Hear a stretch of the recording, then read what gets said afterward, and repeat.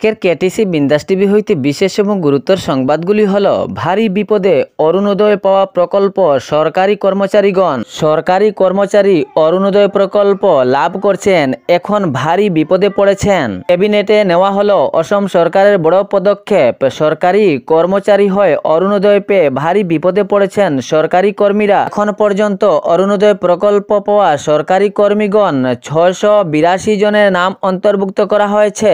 সরকারি কর্মচারী হয়ে অরুণোদয় প্রকল্প পেয়ে যাচ্ছেন, এ নিয়ে ক্যাবিনেটে বড় সিদ্ধান্ত নেওয়া হয়। ক্যাবিনেটে ঘোষণা, সব টাকা ফেরত দিতে হবে এবং সাথে এটিও জানানো হয় 682 থেকে অরুণোদয় প্রকল্প পাওয়ার সংখ্যা আরো বেড়ে যেতে পারে। ক্যাবিনেটে নেওয়া হলো অসম সরকারের বড় পদক্ষেপ। সরকারি কর্মচারী হয়ে অরুণোদয় পেয়ে ভারী বিপদে পড়েছেন সরকারি কর্মীরা। ক্যাবিনেটে অসম সরকারের বড়সড় সিদ্ধান্ত, আগামী 1 জানুয়ারি থেকে গাঁওবুড়াকে দেওয়া হবে প্রতি মাসে 9,000 টাকা করে।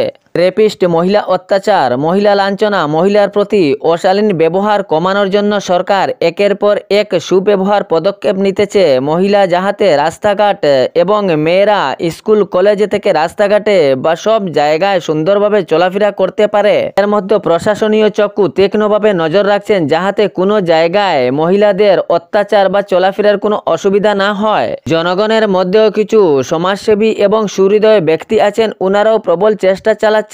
সাথে বহু সংস্থার দ্বারা এ তত্ত্বাবধান চলছে যাহাতে কোনো জায়গায় মহিলা নির্যাতন না হয় বা অশালীন ব্যবহার বা শিকার না হয়। এর মধ্যে কিছু জানোয়ার রূপী মানব সমাজে চলাফেরা করছে। এরা অশালীন ব্যবহার করে সমাজে কলঙ্কের খাতায় নাম নথিভুক্ত করছে।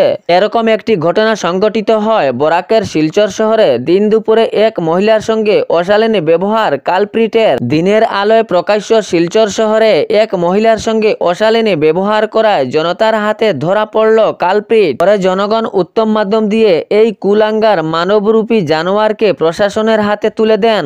বেটি বাঁচাও বেটি পড়াও এই বার্তা স্মরণীয় করে কাছাড়ের লাবক চা বাগানের দশমী ঘাটের পাশাপাশি স্বাস্থ্য ও পুষ্টিকর সমাজ কল্যাণের আয়োজন করা হয়। কাছাড়ের লাবক চা বাগানের দশমী ঘাটে এক উৎসবমুখরের মেলা সমাবেশে দেখা যায় এই স্বাস্থ্য এবং পুষ্টির মেলায় আয়োজন কাছাড়ের জেলা সমাজ কল্যাণ আধিকারিক দপ্তরের তত্ত্বাবধানের সাথে রাজাবাজার ICDS প্রকল্পের সহায়তা। এই স্বাস্থ্য শিবির মেলা পোষণ বেটি বাঁচাও বেটি পড়াও সাথে স্বাস্থ্য সংস্থার সম্বন্ধে এই মেলা পরিচালিত হয়।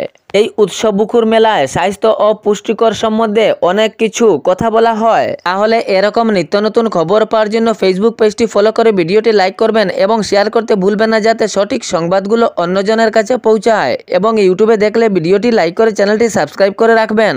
খবরটি শেষ পর্যন্ত শোনার জন্য সবাইকে ধন্যবাদ।